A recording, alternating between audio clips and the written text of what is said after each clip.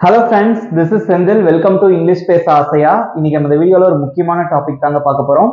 So வீடியோக்குள்ள போறதுக்கு முன்னாடி நம்ம சேனலை சப்ஸ்கிரைப் பண்ணாதவங்க சப்ஸ்கிரைப் பண்ணிக்கோங்க, பக்கத்துல இருக்க பெல் ஐக்கானையும் கிளிக் பண்ணி வச்சுக்கோங்க. ஓகே, எல்லாரும் எப்படி இருக்கீங்க? நல்லா இருக்கீங்களா? Okay, I hope you all are doing good and great.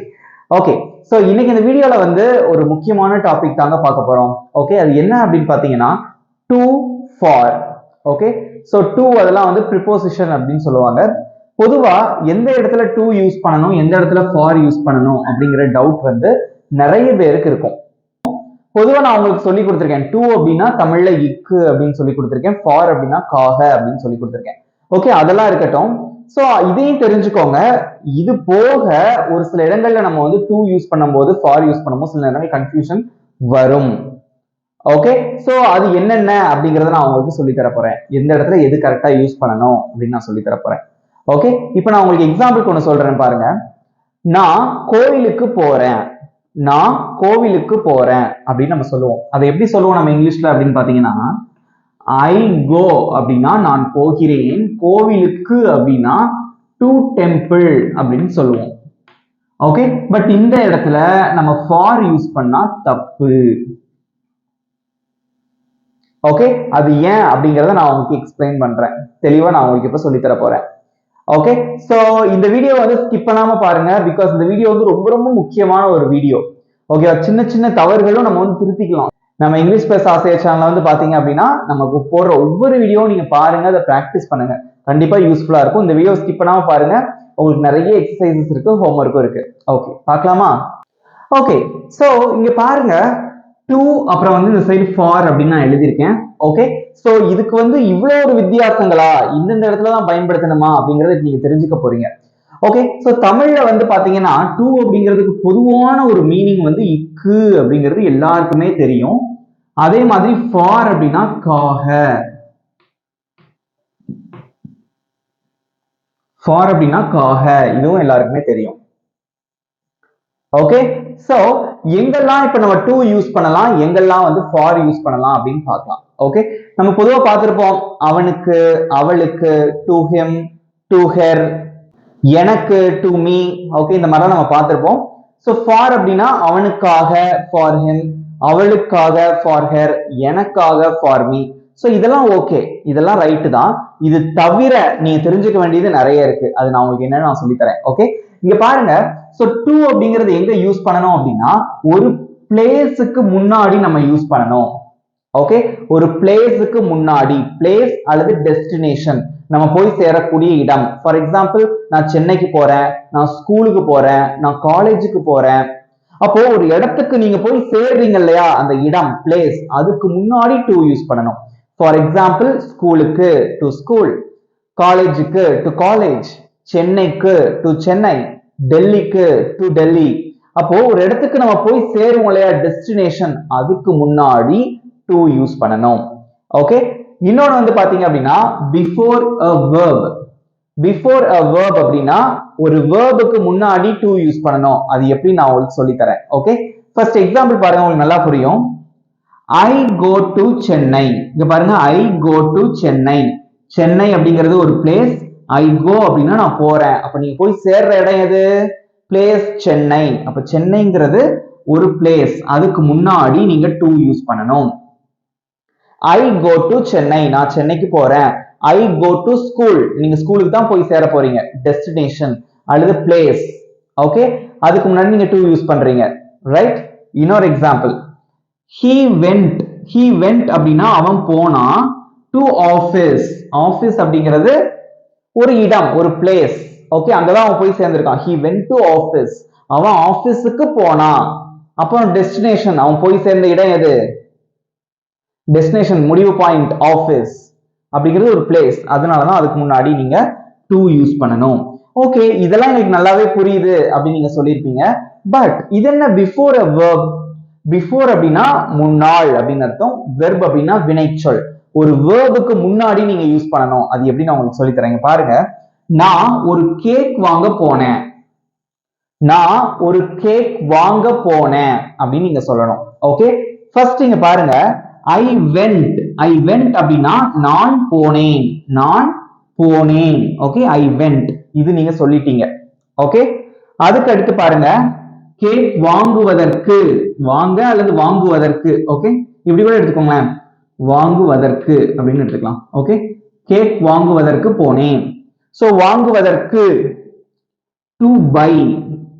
To by அப்படின்னா பைனா வாங்குறது, வாங்குறதுக்கு அப்படின்னா டு பை. அப்போ இங்க பை அப்படிங்கிறது ஒரு வெர்பு தான் இல்லையா? பை எந்த செயலை செஞ்சாலும் ஒரு வெர்பு தான். சோ வாங்குறது, படிக்கிறது, விளையாடுறது, இது எல்லாமே வெர்பு தான். ஃபர்ஸ்ட் இங்க ஒரு வெர்பு வந்துருச்சு, ஐ வெண்ட். வெண்ட்ங்கிறது கோவோட பாஸ்ட் டென்ஸ். ஓகே, இது மெயின் வெர்ப், இதோட முடிஞ்சிருச்சு. அதுக்கடுத்து திரும்ப ஒரு வெர்பு வருது பாருங்க, வாங்குவதற்கு.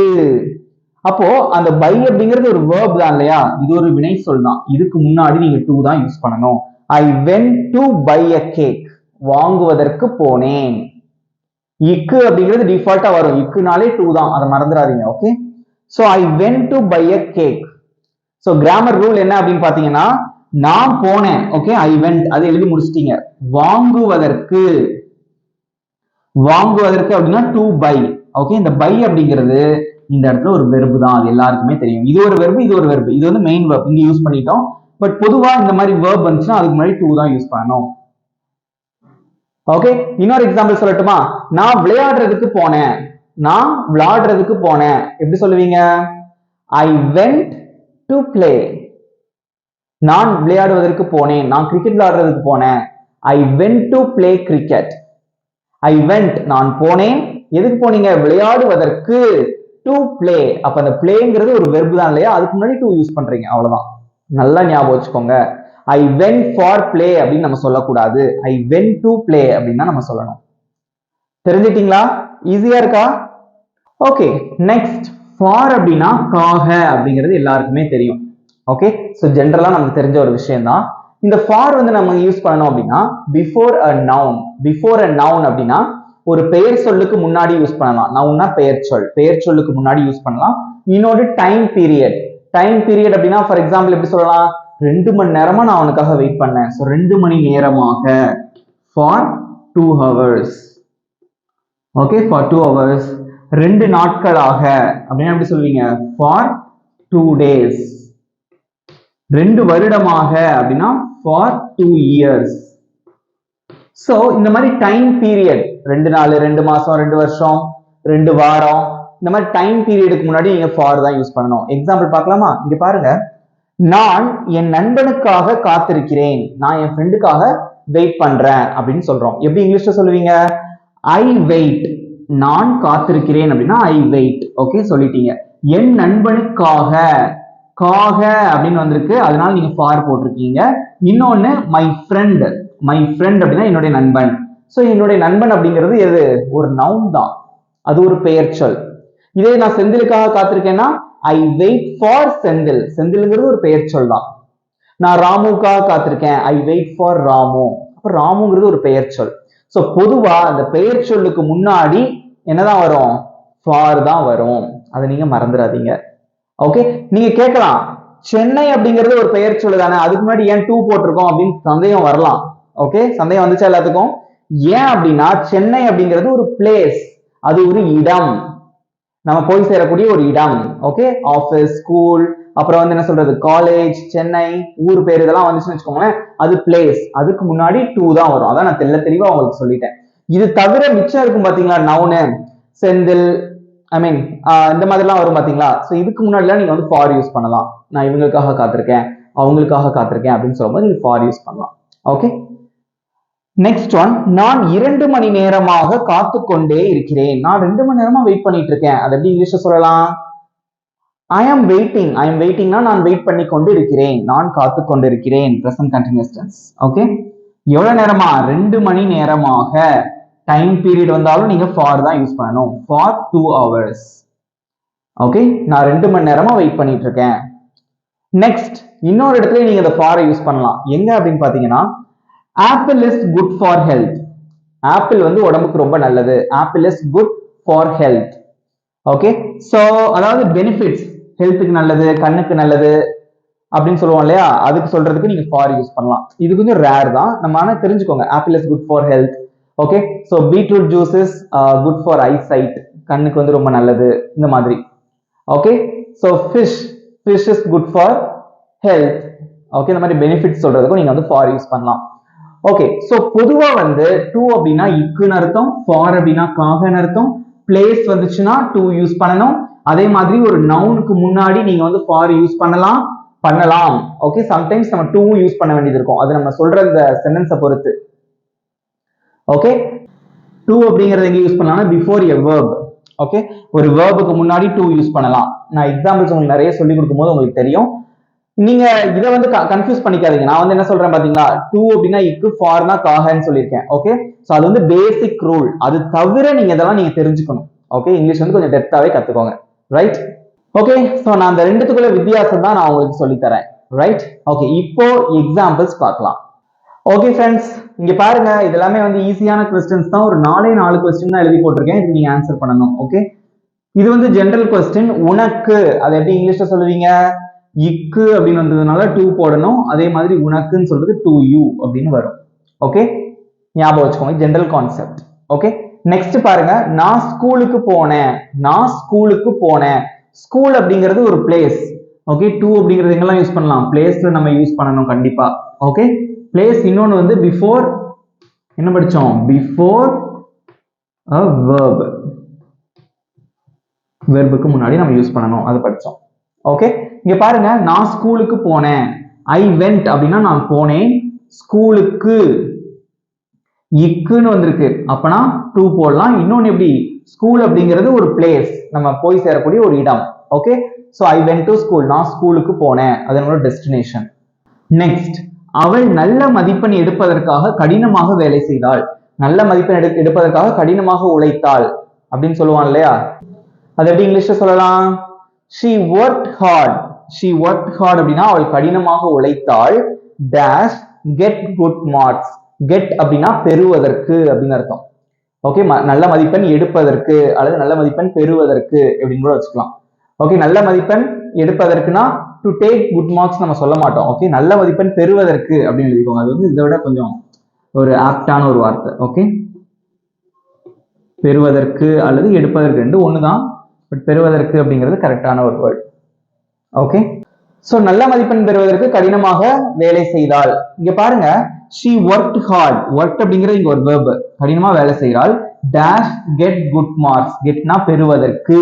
அப்ப get அப்படிங்கிறது ஒரு verb தான் இல்லையா? எல்லாருக்குமே தெரியும். அதுக்கு முன்னாடி பெறுவதற்கு to get good marks. Okay, சும்மா அதாவது இக்கு அப்படின்னு வந்தா டூ தான், பட் தெரிஞ்சுக்கோங்க, கொஞ்சம் அந்த ப்ரொசீஜரையும் கத்துக்கோங்க. கெட் அப்படிங்கிறது verb, அதுக்கு முன்னாடி டூ வரும் அப்படிங்கிறதையும் தெரிஞ்சுக்கோங்க. ஓகே, இங்க பாருங்க, நான் என்னுடைய நண்பனை சந்திப்பதற்கு போனேன்.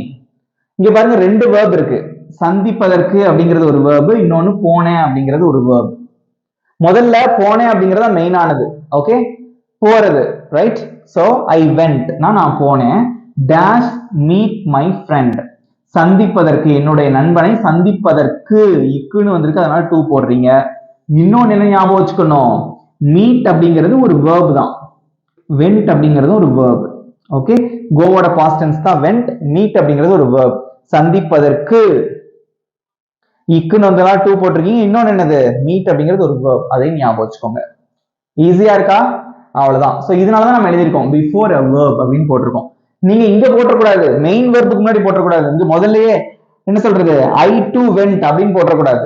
ஓகே, ஃபர்ஸ்ட் எப்பவுமே சப்ஜெக்ட் வரும், அடுத்து verb வரும். ஒரே சென்டென்ஸ்ல ரெண்டு வெர்ப் வந்தாதான் இது ஒர்க் அவுட் ஆகும். முதல் வெர்புக்கு நீங்க போடக்கூடாது. அதுக்கு அடுத்து நம்ம சொல்லுவோம் இல்லையா, சந்திப்பதற்கு, விளையாடுவதற்கு, படிப்பதற்கு அப்படின்னு சொல்லுவோம்ல, இக்கு அப்படின்னு வந்து ஒரு வெர்பு வந்திருந்தா தான் நீங்க டூ போடணும். Got it? ஞாபகம் வச்சுக்கிட்டீங்களா? ஈஸியா இருக்கா? அடுத்து ஃபார்க்கு எக்ஸாம்பிள்ஸ் பார்க்கலாம். ஓகே ஃப்ரெண்ட்ஸ், ஃபார்க்கு ஒரு சில எக்ஸாம்பிள்ஸ் நான் சொல்லியிருக்கேன். ஸோ ஃபார் அப்படின்னா காக அப்படின்னு அர்த்தம். ஸோ இதை வந்து ஒரு நவுனுக்கு முன்னாடி நம்ம யூஸ் பண்ணலாம் அப்படிங்கிறத பார்த்துருக்கோம். ஜென்ரலா டைம் பீரியடுக்கு முன்னாடி யூஸ் பண்ணலாம். Okay, general concept. ஓகே, இங்க பாருங்க, எனக்காக, காகன்னு முடிஞ்சிருக்கு. ஸோ ஃபார், எனக்காக அப்படின்னா ஃபார் மீ, இது எல்லாத்துக்குமே தெரியும். மீ அப்படின்னா என்னை, ஃபார் அப்படின்னா காக, ஃபார் மீ எனக்காக. இந்த மாதிரி நம்ம நிறைய படிச்சிருக்கோம் இல்லையா, ஒரு வீடியோ போட்டிருந்தேன். ரைட்? So very good. அடுத்து பாருங்க, this is good dash your health. இது வந்து உங்க ஹெல்த்துக்காக ரொம்ப நல்லது. இந்த மாதிரி பெனிஃபிட்ஸ் பத்தி சொல்லும் போது ஹெல்த், ஓகே, அது ஒரு நவுன். ஸோ அதுக்கு முன்னாடி என்னதான் வரும்? For, good for health. this is good for health. Okay, இந்த மாதிரி யூஸ் பண்ணலாம், for சொல்லலாம். Right, next one, I was studying, நான் படித்துக் கொண்டு இருந்தேன். I was studying, நான் படித்துக் கொண்டு இருந்தேன். dash 5 hours, 5 மணி நேரமா நான் படிச்சிட்டு இருந்தேன். டைம் டியூரேஷன் இல்லையா, அதுக்கு முன்னாடி நம்ம என்ன யூஸ் பண்ணணும், for தான் யூஸ் பண்ணணும். ஆன்சர் போட்டுட்டே வாங்க தெரிஞ்சவங்க. I worked hard, I worked hard அப்படின்னா நான் கடினமா உழைச்சேன், கடினமா வேலை செஞ்சேன். dash good marks, இங்க பாருங்க, இதுக்கு முன்னாடி வந்து டு கெட் குட் மார்க்ஸ் அப்படின்னு படிச்சோம். அந்த கெட் இருந்ததானா இங்க அது இல்ல. குட் மார்க்ஸ் அப்படிங்கிறது ஒரு நவுன் தான். ஓகே, சோ இந்த இடத்துல என்னதான் வரும் அப்படின்னா ஃபார் குட் மார்க்ஸ், நல்ல மதிப்பெண்களுக்காக. Okay, next, I work dash 2 hours, நான் 2 மணி நேரமா வேலை செஞ்சேன். Okay, so I work for 2 hours, ஏன்னா டைம் பீரியட பத்தி சொல்றோம். Last one, this is good dash your studies, இது உங்க படிப்புக்காக ரொம்ப நல்லது. அப்ப என்ன போடுவீங்க, good for your studies. Okay, ஈஸியா இருக்கா, வெரி சிம்பிள். ஓகேவா, ரொம்ப ஈஸியான ஒண்ணு. ஓகே, இதுக்கப்புறம் வந்து ஒரு நான் 3 சென்டென்ஸ் உங்க எழுதி போடுவேன், அதுல என்ன தப்பு இருக்கு அப்படிங்கறத நீங்க வந்து கரெக்ட் பண்ணணும். ஓகே ஓகே ஃப்ரெண்ட்ஸ், இப்போ இந்த 3 சென்டென்சஸ்லயும் வந்து எது தப்பு அப்படிங்கறத நீங்க தான் கரெக்ட் பண்ணணும். ஓகே, எல்லாம் ரெடியா இருக்கீங்களா? ஓகே, ஃபர்ஸ்ட் பாருங்க, ஐ வென்ட் ஃபார் மதுரை. ஆக்சுவலா நான் மதுரைக்கு போனேன் அப்படிங்கறத தமிழ்ல நம்ம சொல்லுவோம்.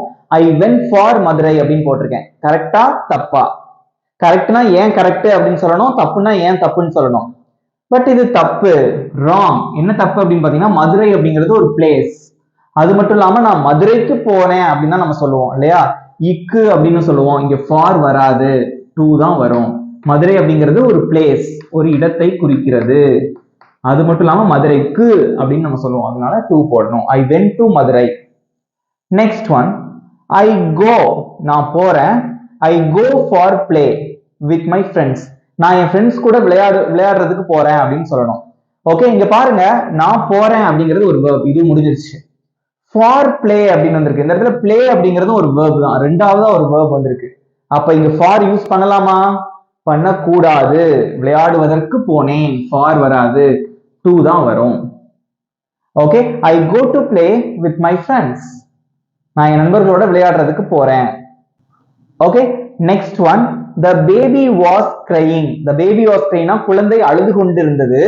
குழந்தை அழுது கொண்டிருந்தது 2 மணி நேரமாக, 2 hours அப்படின்னு இருக்கு. சோ அந்த மாதிரி டைம் டியூரேஷன் வந்தா என்ன வரும், 2 யூஸ் பண்ணலாமா? பண்ணக்கூடாது. the baby was crying for 2 hours, for தான் வரும். ஓகே, தெரிஞ்சிட்டீங்களா? இப்ப வாசிங்க, I went to மதுரை, நான் மதுரைக்கு போனேன். I go to play with my friends, நான் என் ஃப்ரெண்ட்ஸ் கூட விளையாடுவதற்கு போறேன். Okay, the baby was crying for 2 hours, 2 மணி நேரமா குழந்தை அழுது கொண்டிருந்தது. ஈஸியா இருக்கா? ஓகே, சோ இதுக்கப்புறம் வந்து உங்களுக்கு ஒரு கொஞ்சம் எக்ஸசைஸ் கொடுக்குறேன். அதான் நான் டேஷ் கொடுத்துருப்பேன், அதுல 2 வருமா ஃபார் வருமா அப்படிங்கறத நீங்க தான் சொல்லணும். ஓகே ஓகே ஃப்ரெண்ட்ஸ், இப்போ உங்களுக்கான எக்ஸசைசஸ் இங்க பாருங்க. இதுல எதுலலாம் வரும், எதுலலாம் வந்து 2 வரும், எதுலலாம் வந்து ஃபார் வரும் அப்படிங்கறத நீங்க தான் கண்டுபிடிக்கணும். ஓகே, மொத்தம் 5 क्वेश्चंस இருக்கு. யாரு 5 out of 5 எடுக்கறா அப்படிங்கறத பார்க்கலாம். நீங்க எல்லாரும் எடுப்பீங்க நம்பிக்கை எனக்கு இருக்கு. ஃபர்ஸ்ட் ஒன், she likes, அவள் விரும்புகிறாள். dash cook breakfast, அதாவது பிரேக்ஃபாஸ்ட்னா காலை உணவு. காலை உணவு சமைப்பதற்கு அவள் விரும்புகிறாள். அப்போ இங்க பாருங்க, she likes, அவள் விரும்புகிறாள். cook அப்படிங்கிறது ஒரு verb தான், likes அப்படிங்கிறது ஒரு verb தான். சமைப்பதற்கு விரும்புகிறாள், காலை உணவு சமைப்பதற்கு. அப்ப என்ன வரும், 2. முதல் verb முன்னாடி போடக்கூடாது, ரெண்டாவது verb வந்து முன்னாடி 2 போடணும். Okay, next, I slept. I slept அப்படின்னா நான் தூங்குனேன் அப்படின்னு அர்த்தம். ஓகே, I slept, sleep ஓட past tense தான் slept. I slept, நான் தூங்கினேன்.